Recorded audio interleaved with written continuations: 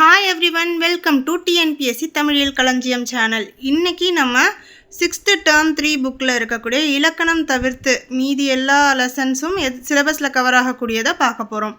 அதில் இயல் 1 தமிழ்நாட்டில் காந்தி அந்த லெசனை இப்போ பார்க்கலாம். காந்திவாதிகள் 1919ஆம் ஆண்டு சென்னைக்கு வராரு. ஆங்கிலேயர்கள் ரவுலட் சட்டம் போட்டிருக்காங்க. அந்த ரவுலட் சட்டத்தை எதிர்த்து எப்படி போராடலாம்னு சொல்லி காந்தியடிகள் எல்லாரும் சேர்ந்து ராஜாஜியுடைய வீட்டில் இருந்து ஆலோசனை பண்ணுறாங்க. அப்போது அந்த இடத்துக்கு பாரதியார் வராரு. பாரதியார் இன்னைக்கு நாங்கள் ஒரு பொதுக்கூட்டம் கூட்ட உள்ளோம், அங்கே நீங்கள் உரையாற்றுனீங்கன்னா ரொம்ப சிறப்பாக இருக்கும்னு காந்தியடிகள் கிட்ட கேட்குறாரு. காந்தியடிகள் இல்லை, எனக்கு வேறு ஒரு கூட்டம் இருக்குது, என்னால் வர முடியாது, என்னை மன்னிச்சிடுங்க, ஆனால் நீங்கள் தொடங்க போகிற இயக்கத்துக்கு வாழ்த்துக்கள் அப்படின்னு சொல்லிடுறாரு காந்தியடிகள் பாரதியார்கிட்ட. பாரதியாரும் நன்றின்னு சொல்லிட்டு கிளம்பிடுறாரு. அவர் போனதுக்கு அப்புறமா காந்தியடிகள் ராஜாஜி கிட்ட கேட்குறாரு, இப்போ போனவர் யார் அப்படின்னு சொல்லி. இவர் தான் எங்களுடைய தமிழ்நாட்டு கவிஞர் பாரதியார்னு ராஜாஜியும் சொல்கிறாரு.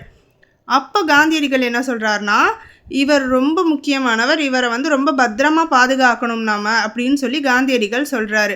இது ஒரு கொஸ்டினாக கேட்கறதுக்கு வாய்ப்பு இருக்குது. அதாவது காந்தியடிகள் யாரை பாதுகாக்க வேண்டும் என கூறினார்னு கேட்டால் அந்த கேள்விக்கு பதில் பாரதியார், அதை யாரிடம் கூறினார்னு கேட்டால் அதற்கு பதில் ராஜாஜி.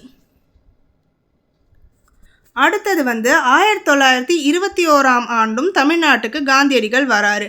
அந்த 1921ஆம் ஆண்டு அவர் மதுரைக்கு போகிறாரு. மதுரையில் என்ன பண்ணுறாருன்னு சொன்னால், அவர் அந்த ட்ரெயினை விட்டு இறங்கினதுமே நிறைய பேரை பார்க்குறாரு. எல்லாருமே இடுப்பில் ஒரு துண்டோடு மட்டும்தான் மேக்சிமம் நிறைய பேர் இருக்காங்க, மேல் சட்டையெல்லாம் எதுவுமே அணியாமல். அதை பார்க்கும்போது தான் காந்தியடிகளுக்கு ஒன்று புரியுது. ஏன்னா காந்தியடிகள் நல்ல தலைப்பாகை, மேல் சட்டை, அங்கி, அதுக்கு ஒரு தோளில் ஒரு அங்கவஸ்திரம், அதுக்கப்புறம் இடுப்பில் வேஷ்டி, அந்த பஞ்சக்கச்சம் மாதிரி கட்டியிருப்பாங்களா, அந்த மாதிரிலாம் கட்டிட்டு ஃபுல் கெட்டப்போட போகும்போது அங்கே நிறைய பேர் வெறும் இடையில ஒரு துண்டோடு மட்டும் இருக்கிறத பார்த்துட்டு அவருக்கு என்ன தோணுதுன்னா, இங்கே இத்தனை பேர் ஆடைக்கு கஷ்டப்படும் போது நான் ஏன் இவ்வளோ ஆடம்பரமாக இருக்கணும், எனக்கும் இவ்வளோ ஆடை தேவையில்லை அப்படின்னு சொல்லிட்டு இந்த எளிய கோலத்துக்கு இப்போ நம்ம பார்க்குறோம் இல்லையா, கடைசியில் இந்த ஒரு கைத்தடி, இந்த ஒரு மேல் துண்டு, அரை ஆடை, இவ்வளோ தான் காந்தியடிகள் யூஸ் பண்ணார். இந்த எளிமை கோலத்துக்கு காந்தியடிகள் வந்துட்டார். இந்த எளிமை கோலத்துக்கு காந்தியடிகள் வர தூண்டிய இடம் அப்படி எதுன்னு கேட்டால் மதுரை. மதுரை தான் அந்த இடம். அடுத்தது இந்த லெசனில் ரொம்ப இம்பார்ட்டண்ட்டான ஒன்று எதுன்னு சொன்னால், காந்தியடிகள் நம்மளுக்கு ஏற்கனவே தெரியும், அவர் தென்னாப்பிரிக்காவில், சவுத் ஆஃப்ரிக்காவில் லாயராக இருந்தார். அங்கே தான் வழக்கறிஞராக பணிபுரிஞ்சார். அவர் வழக்கறிஞராக இருக்கும்போது அந்த இடத்துல நிறைய கேஸ் அவருக்கு வர்றது. இந்தியர்கள் அங்கே வேலை செய்யக்கூடிய இந்தியர்கள், அவங்களுக்கு அங்கே இருக்கக்கூடிய தென்னாப்பிரிக்காவில் இருக்கக்கூடியவங்க தனக்கு பணம் கொடுக்கல அப்படின்னு வியாபாரிகள், அந்த மாதிரி வியாபாரிகள் கேஸ் போடுவாங்க இவர்கிட்ட. அப்படி வந்தவங்களில் யாரெல்லாம் வந்தாங்கன்னு சொன்னால் பஞ்சாபிஸ் ஒன்று, இன்னொன்று தமிழர்கள். அதுக்காகவே அவர் தமிழ் கற்றுக்கிட்டார். ஏன்னா அவர் கேஸ் எடுக்கணுன்னா தமிழ் தெரிஞ்சிருந்தா தானே. ஏன்னா தமிழ் வியாபாரிகள் தென்னாப்பிரிக்காவில் நிறைய பேர் இருந்தாங்க. அவர் கேஸ் எடுக்கணுன்னா அவருக்கு தமிழ் தெரியணும். அதுக்காகவே தமிழ் கற்றுக்கிறாரு. பெருசாக இல்லைனாலும் ஓரளவுக்கு கற்றுக்கிறாரு. அப்படி தென்னாப்பிரிக்காவில் வாழ்ந்த காலத்திலேயே அவருக்கு தமிழ் தெரியும். அது மட்டும் இல்லாமல் அவருக்கு தமிழில் ரொம்ப பிடிச்ச நூல்கள் எதுன்னு சொன்னால் காந்தியடிகளுக்கு திருக்குறள் ஒன்று, இன்னொன்று ஜியு போப் அவர்கள் எழுதின தமிழ் கையேடு. அதாவது தமிழ் எப்படி எளிமையாக கற்றுக்கலாம் அப்படின்றதுக்கு ஒரு கைடு மாதிரி ஜியு போப் அவர்கள் எழுதியிருப்பார். அந்த புக்கும் திருக்குறள் தான் காந்தியடிகளுக்கு பிடித்த ஒரு நூல். இப்போ 1937ஆம் ஆண்டு மறுபடியும் காந்தியடிகள் சென்னைக்கு வராரு இலக்கிய மாநாட்டுக்காக. அந்த இலக்கிய மாநாட்டில் ஊவே சுவாமிநாத ஐயர், இந்த தமிழ் தாத்தான்னு சொல்லுவோம் இல்லையா, ஊவேசா அவர்கள் உரையாற்றிட்டு இருக்காரு. அவர் பேசுகிறத கேட்க கேட்க காந்தியடிகளுக்கு ரொம்ப பிடிச்சி போயிடுது. அப்போ என்ன சொல்கிறாருன்னா, நான் முழுமையாக தமிழ் கற்றுக்கணுன்னா, ஏன்னா அவருக்கு இப்போ கொஞ்சம் தான் தெரியும், நல்லாவே தமிழ் கற்றுக்கணுன்னு நான் ஆசைப்பட்டேன்னா அது இந்த பெரியவரின் அடிநிழலிலிருந்து தான் கற்றுக்கொள்ள வேண்டும் அப்படின்னு சொல்லிட்டு ஆசைப்படுறேன் அப்படின்னு சொல்கிறாரு. அப்போ காந்தியடிகள் யாரின் அடிநிழலிலிருந்து தமிழ் கற்க விரும்பினார் அப்படின்ற கேள்வி கேட்டால் அதற்கான விடை வந்து உவே சுவாமிநாதர் தான். அடுத்த லெசன் வந்து வீரமங்கை வேலு நாச்சியார், அவங்கள பற்றின லெசன் தான். வேலு நாச்சியார் நம்மளுக்கு எல்லாருக்குமே தெரியும், சிவகங்கையுடைய ராணி. அவங்க வந்து 1730 பிறக்கிறாங்க. 1730 பிறக்கிறாங்க. ராமநாதபுரத்தை ஆட்சி செய்த செல்லமுத்து அப்படின்ற மன்னருடைய மகளாக பிறக்கிறார்கள். ராமநாதபுரத்துடைய ஆட்சி செஞ்ச செல்லமுத்து அவங்களுடைய மகள் தான் வேலு நாச்சியார். அவங்களுக்கு வந்து தமிழ் தெரியும். எந்தெந்த மொழிகளில் புலமை பெற்றிருந்தார்கள், இதை ஸ்டேட்மெண்ட் மாதிரி கொடுக்கறதுக்கு வாய்ப்பு இருக்குது. அதை நம்ம வந்து கேர்ஃபுல்லாக படிக்கணும். இப்போ அவங்களுக்கு வந்து எந்தெந்த மொழிகள் தெரியும்னா தமிழ், ஆங்கிலம், உருது, ஃப்ரெஞ்சு, இது 4 மொழிகளும் தெரியும். நம்மளுக்கு வந்து ஸ்டேட்மெண்ட்டில் என்னென்னா வேலு நாச்சியாருக்கு தெரிந்த மொழிகள் வந்து தமிழ், உருது, ஆங்கிலம்னு போட்டுருவாங்க, ஃப்ரெஞ்சை விட்டுருந்துருப்பாங்க. அப்போ அந்த ஸ்டேட்மெண்ட் வந்து தவறானது. இதில் தவறானது எது அப்படின்னு கண்டறிகன்னு சொல்லி கேட்குறதுக்கு வாய்ப்புகள் இருக்குது. இந்த மாதிரி தான் கொஸ்டின் செட் பண்ணுவாங்க. ஞாபகத்தில் வச்சுக்கோங்க. அவங்களுக்கு தெரிந்திருந்த மொழிகள் வந்து தமிழ் தெரியும், ஆங்கிலம் தெரியும், ஃப்ரெஞ்சு தெரியும், உருது தெரியும். அதே மாதிரி அவங்க வந்து சிலம்பம் தெரியும், நல்லா குதிரை ஏற்றம் தெரியும். ராணி இல்லையா, குதிரை ஏற்றம் தெரியும், வாட்போர் தெரியும், விற்பயிற்சி தெரியும். சண்டை போடுறதுக்கு தேவையான வாட்போர், விற்பயிற்சி, குதிரை ஏற்றம் எல்லாமே தெரியும். சிலம்பமும் தெரியும். இவங்க வந்து சிவகங்கை மாவட்ட மன்னர் முத்துவடுகநாதரை தான் மணக்கிறாங்க. ஸோ இந்த முத்துவடுகநாதரை மணந்ததுனால தான் இவங்க சிவகங்கையுடைய ராணியாக மாறுறாங்க. அதுக்கு முன்னாடி இவங்க ராமநாதபுரத்துடைய செல்லமுத்து அந்த மன்னருடைய மகள். இந்த முத்துவடுகநாதர் வந்து காளையார் கோயிலில் ஒரு பெரிய போர் நடக்குது. ஆங்கிலேயர்களுக்கும் முத்துவடுகநாதர் ராணி வேலு நாச்சியாருடைய கணவருக்கும் ஆங்கிலேயர்களுக்கும் பெரிய போர் நடக்குது. அதில் வந்து ஒரு சமாதானம் அப்படின்ற பேரில் நாங்கள் சமாதானமாக போய்க்கிறோம் அப்படின்னு சொல்லிட்டு ஆங்கிலேயர் சொல்கிறாங்க. ஆனால் முத்துவடுகநாதரும் அதை நம்பிடுறாரு. சரி, போரை நம்ம முடிச்சுக்கலாம் அப்படின்னு சொல்லிட்டு அவர் வந்து இறந்த வீரர்களுக்கு அஞ்சலி செலுத்துறதுக்காக கோயிலுக்கு போகிறாரு. சில வீரர்களோட மட்டும் கோயிலுக்கு காளையார் கோயில்கிட்ட போகிறாரு. காளையார் கோயில் அந்த ஊரில். அப்போ என்ன ஆகுதுன்னு சொன்னால் ஆங்கிலேயர்கள் கோயிலுக்கு அவர் போனதுனால அவர் ஆயுதம் எதுவும் எடுத்துகிட்டு போகல. சாமி கும்பிட தானே போகிறோம், எதுக்கு இது அப்படின்னு சொல்லிட்டு அந்த சமயம் பார்த்து ஆங்கிலேயர்கள் நயவஞ்சகமாக மறைஞ்சிருந்து அவரை வந்து தாக்கி கொலை பண்ணிடுறாங்க. முத்துவடுகநாதரை நயவஞ்சகமாக கொன்னது மட்டும் இல்லாமல் சிவகங்கை, காளையார் கோயில் ரெண்டையுமே வந்து ஆங்கிலேயர்கள் கைப்பற்றிடுறாங்க. வேலு நாச்சியார், அவங்களுடைய மகள் வெள்ளச்சி நாச்சியார், மருது சகோதரர்கள் இவங்க எல்லாருமே தப்பிச்சு போயிடுறாங்க. தப்பிச்சு போயிட்டு திண்டுக்கல் கோட்டையில் தங்கி இருந்து அடுத்த யுத்தத்துக்கான பிளான் பண்ணுறாங்க, எப்படி ஆங்கிலேயர்களை வீழ்த்தலாம் அப்படின்னு சொல்லிட்டு. 1772 வந்து இந்த காளையார் கோயில் போரில் நயவஞ்சகமாக முத்துவடுகநாதர் கொல்லப்படுறார். இதற்கப்புறமா 8 ஆண்டுகள் கழித்து கிட்டத்தட்ட 1780 தான் வந்து திருப்பி அவங்களால சிவகங்கையை மீட்க முடிஞ்சுது. ஸோ ராணி வேலு நாச்சியாருக்கு யாரெல்லாம் உறுதுணையாக இருந்தாங்கன்னு சொன்னால் பெரிய மருது, சின்ன மருது இவங்க 2 பேருமே வந்து ராணி வேலு நாச்சியாருடைய தளபதிகள். பெரிய மருது, சின்ன மருது இவங்க 2 பேருமே வந்து போர் தளபதிகள் வேலு நாச்சியாருக்கு. தாண்டவராயர் வந்து அமைச்சர்.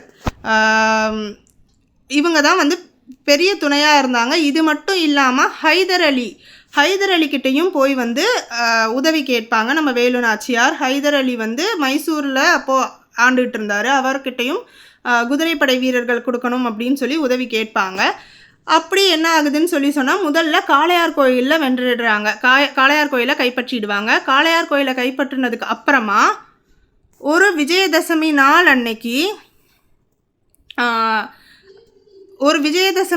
அன்னைக்கு நம்மளுடைய சிவகங்கையை கைப்பற்றுறதுக்காக அவங்க வந்து திட்டம் போடுறாங்க.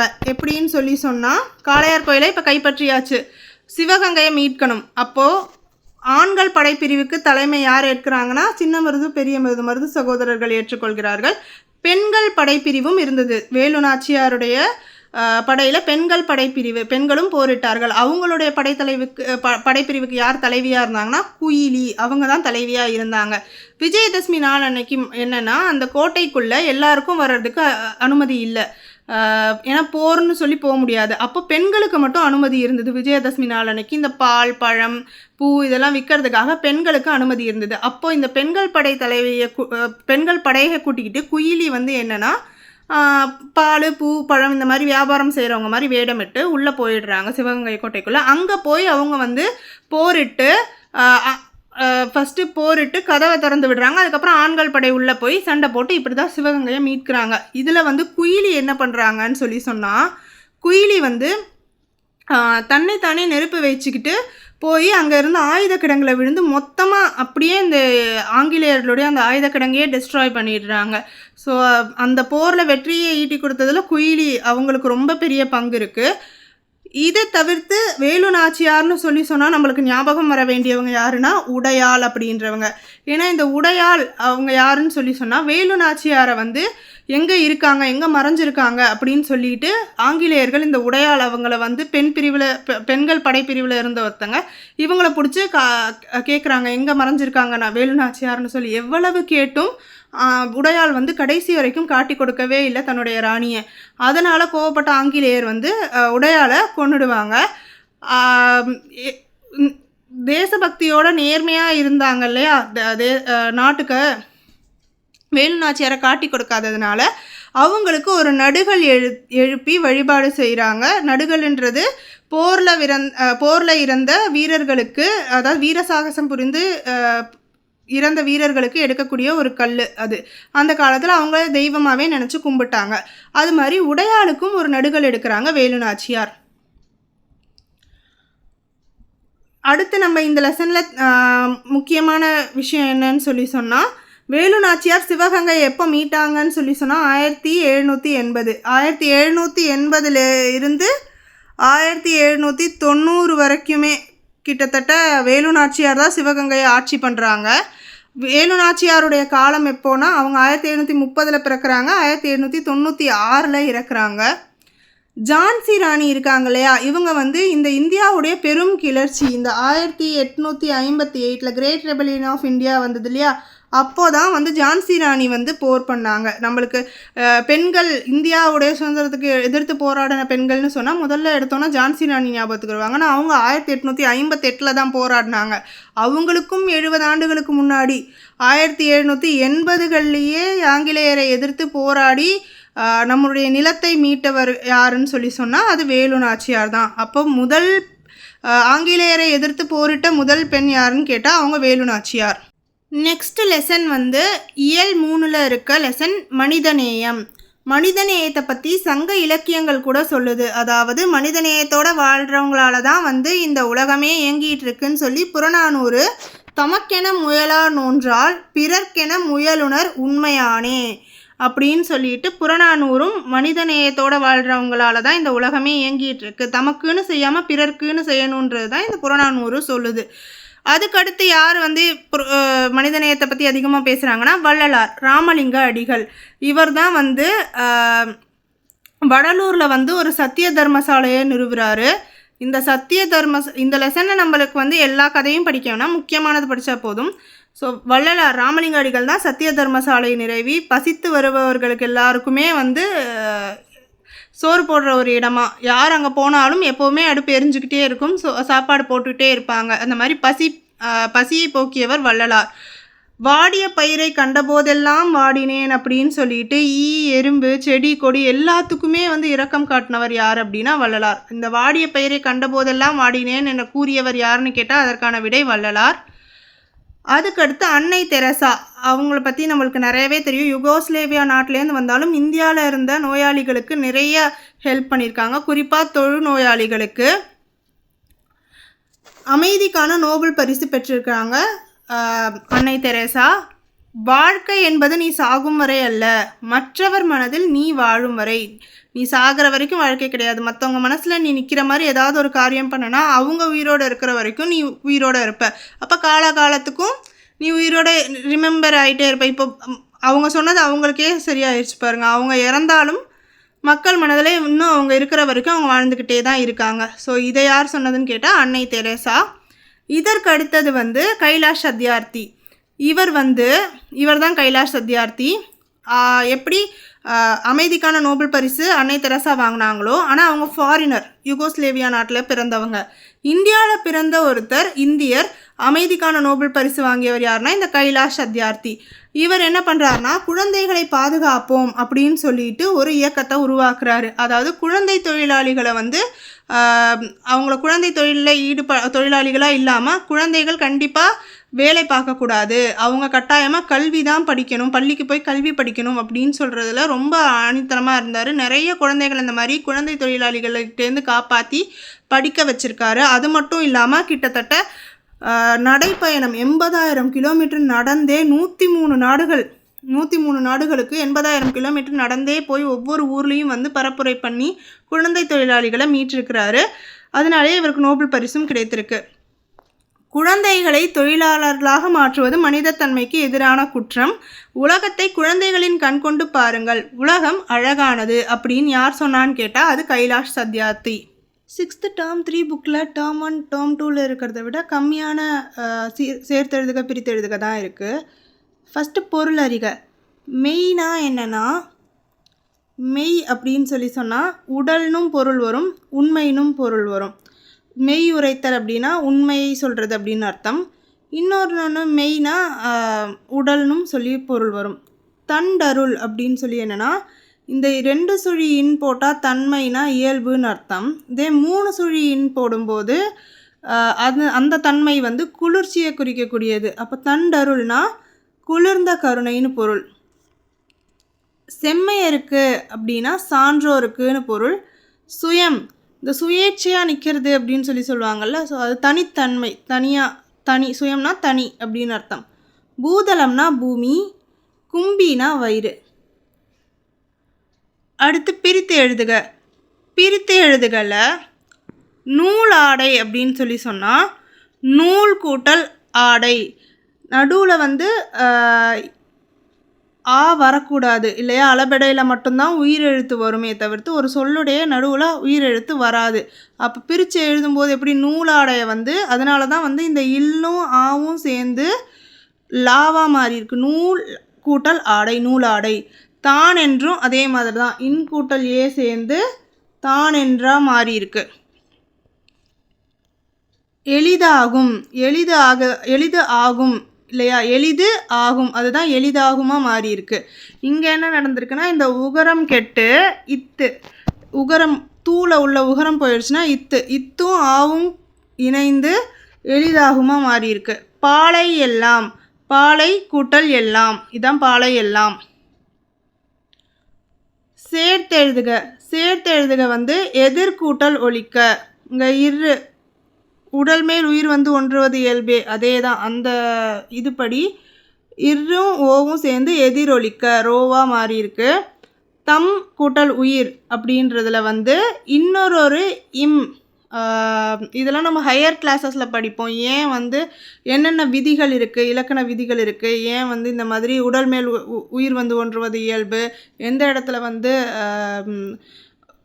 வல்லினம் மிகும், இதெல்லாம் நம்ம வந்து ஹையர் கிளாஸஸில் படிப்போம். இப்போ தம் உயிரில் வந்து இங்கே என்ன நடந்திருக்குன்னா இன்னொரு இம் வந்திருக்கு, அது உகரத்தோடு சேர்ந்து தம் உயிராக மாறி இருக்கு. ஏன்னா ஒரு சொல் இருக்குன்னா அந்த சொல்லுக்கு நடுவில் உயிரெழுத்து வராது. அப்போ அந்த உயிரெழுத்து எப்படின்னா இப்படி உயிர்மெய் எழுத்தாக தான் வரும். இனிமை கூட்டல் உயிர் தான் வந்து இந்த இனிமையில் உள்ள மைன்றது. எப்போவுமே இனிமை அப்படின்றதெல்லாம் வந்து இது வந்து பண்பு பெயர். இன்னுயிர்ன்றது வந்து பண்பு பெயர். இனிமை, செம்பயிர் அப்படின்றது செம்மை கூட்டல் பயிர் அப்படின்னு இருக்கும். செம்மை கூட்டல் பயிர், செம்மையாக வளர்ந்துள்ள பயிர்ன்றது தான் அந்த மை விகுதி போய் செம்பயிராக மாறும். அதே மாதிரி தான் இங்கேயும் வந்து இனிமை கூட்டல் உயிர் தான் வந்து இன்னுயிராக மாறி இருக்கு அந்த மை விகுதி போய். மலை கூட்டல் எல்லாம், மலை எல்லாம். இன்புற்று கூட்டல் இருக்க, இன்புற்றிருக்க.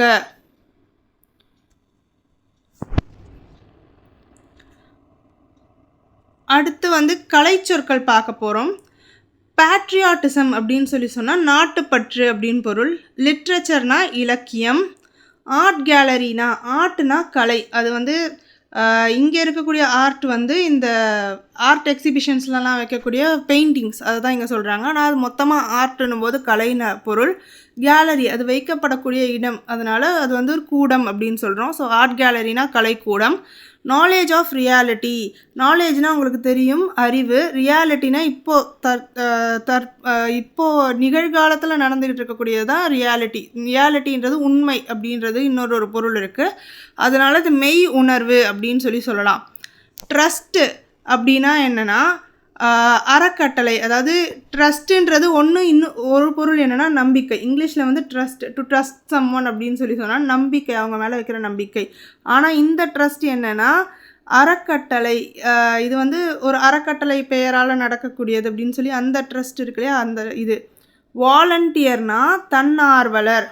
தானாக முன் வந்து தன்னோட ஆர்வத்தினால முன் வந்து அவங்களே வந்து உதவுறேன் அப்படின்னு சொல்கிறது தான் வாலண்டியரிங் சம்திங். அதுதான் வந்து தன் ஆர்வலர். ஸ்கவுட்ஸ் அண்ட் கைட்ஸுன்றது தான் சாரண சாரணியர். ஜூனியர் ரெட் கிராஸ், அது உங்களுக்கு தமிழ் அப்படியே மொழிபெயர்த்தாலே ஈஸியாக புரிஞ்சிடும். ஜூனியர்னால் நம்ம வந்து இளம்னு சொல்லலாம். ரெட்டுன்றதுக்கு சிவப்பு நிறம் இல்லையா, அதனால் சென். கிராஸுன்றது சிலுவை, அதான் இளம் செஞ்சிலுவை சங்கம். சோஷியல் சோஷியல்னா சமூக, ஒர்க்கர்ன்றது பணியாளர், சமூக பணியாளர்.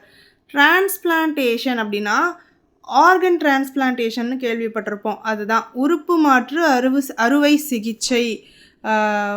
ஆர்கன்ஸ் ஏதாவது கெட்டு போயிடுச்சு, உடம்புல இருக்க ஆர்கன்ஸ் கெட்டு போயிடுச்சுன்னா ஹார்ட்டை வந்து இன்னொருத்தங்கக்கிட்டேருந்து மாற்றுறது. கிட்னி டிரான்ஸ்பிளான்டேஷன், லிவர் டிரான்ஸ்பிளான்டேஷன், இதெல்லாம் தான் உறுப்பு மாற்று அறுவை சிகிச்சை.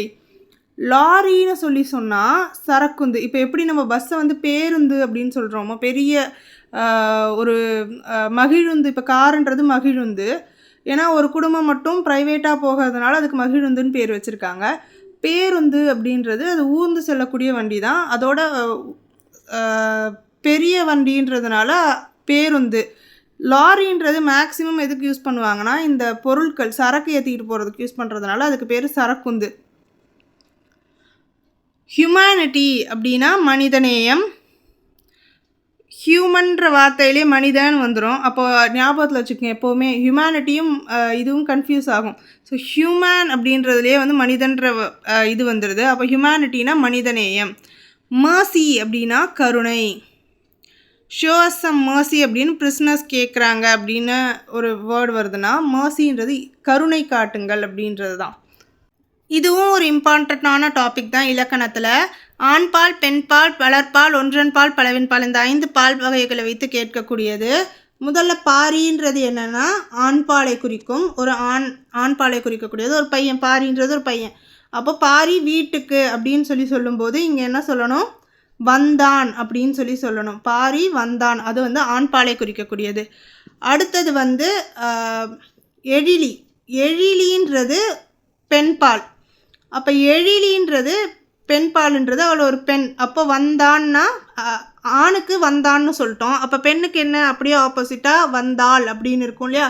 அப்போ எழிலி வீட்டுக்கு வந்தாள், அதுதான் சரி. அடுத்தது வந்து மாணவர்கள். மாணவர்கள்னும் போது இப்போ பாரி எழிலி இவங்க 2 பேருமே ஒரு ஆண் ஒரு பெண். இந்த இடத்துல மாணவர்கள்னு கூட்டாக வருது பாருங்கள். அப்போ மாணவர்கள்ன்றது நிறைய பேரை குறிக்குது. அப்போ அது பலர்பால்.